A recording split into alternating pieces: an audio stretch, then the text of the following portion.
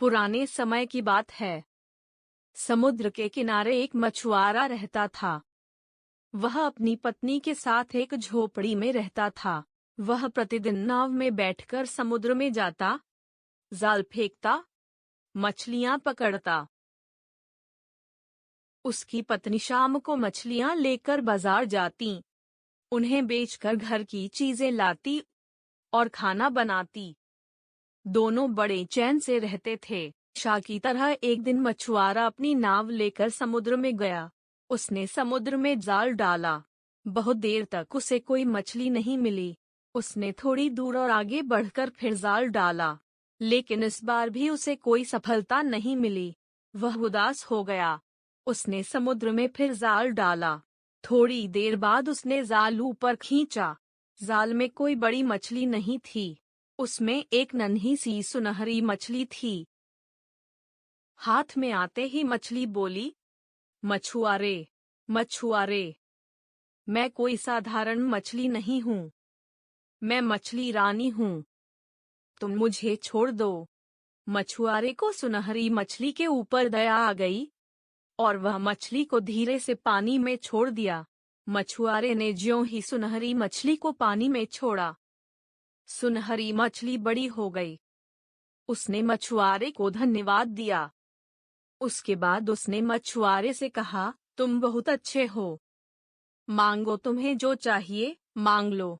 मछुआरे ने कहा, मछली रानी, हमें कुछ नहीं चाहिए। हमारे पास सब कुछ है। हम बहुत आराम से एवं प्रसन्नतापूर्वक रहते हैं। अब हमें कुछ नहीं चाहिए।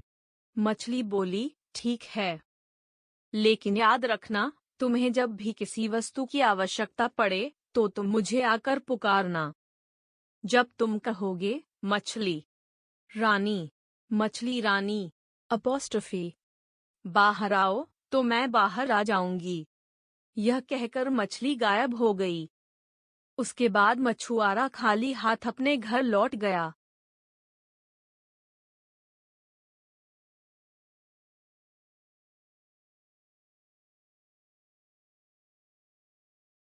मछुआरे की पत्नी ने जब उसे खाली हाथ देखा तो उससे पूछा, क्या आज कोई मछली नहीं मिली?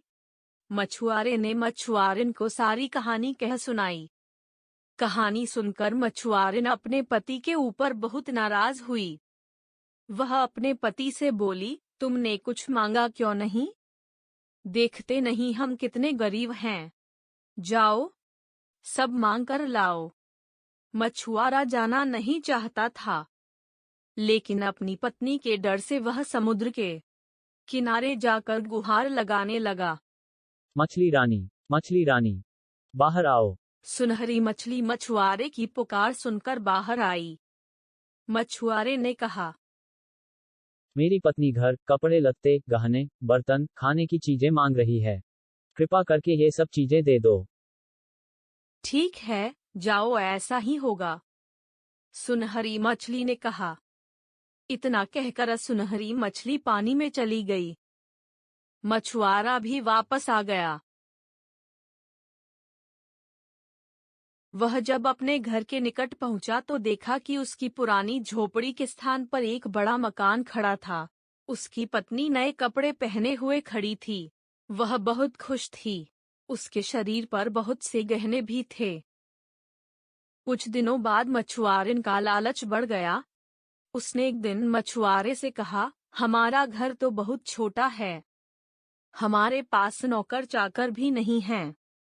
जाओ, मछली रानी से बंगला, खेत, घोड़ा, गाड़ियां, सोना चांदी सब मांग लाओ। मछुआर ने कहा, आवश्यकता नहीं है। हमारे पास सभी आवश्यक चीजें हैं। तुम लालच मत करो। लेकिन मछुआरिन नहीं मानी। उसने मछुआरे को काफी भला बुरा कह सुनाया। अंततः मछुआरा तंग आकर हिचकते हिचकते समुद्र के किनारे पहुंचा। फिर उसने पूर्ववत सुनहरी मछली को पुकारा।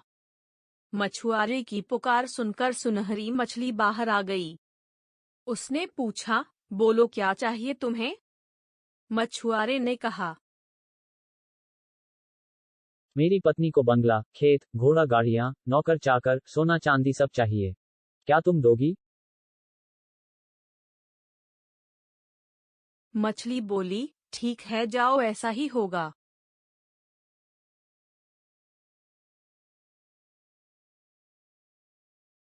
मछुआरा घर पहुंचकर देखा कि दरवाजे के सामने घोड़ा गाड़ियां खड़ी थीं। नौकर चाकर थे।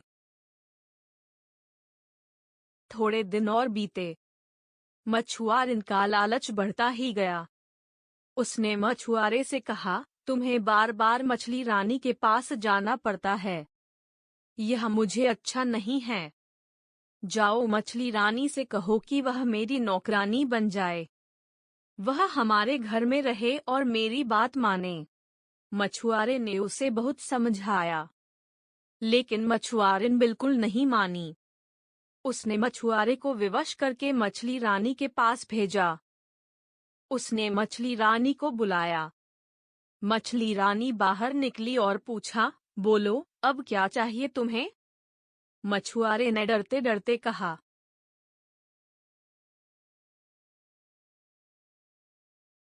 मेरी पत्नी तुम्हें नौकरानी बनाना चाहती है। सुनहरी मछली यह सुनकर अत्यंत क्रोधित हुई। उसने कहा, तुम्हारी पत्नी बहुत लालची है। उसके लालच का कोई अंत नहीं है। उसको कोई भी समझा नहीं सकता। अब तुम्हें कुछ नहीं मिलेगा। जाओ, अब तुम्हारे पास कुछ नहीं होगा। मछुआरा उदास होकर घर लौटा। वहां राजमहल नहीं था, वही पुरानी झोपड़ी खड़ी थी। नौकर चाकर, कपड़े लत्ते सब गायब हो गए थे।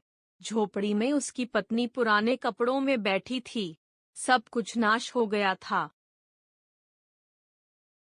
तो दोस्तों, इस कहानी से सीख मिलती है कि ज्यादा लालच नहीं करना चाहिए।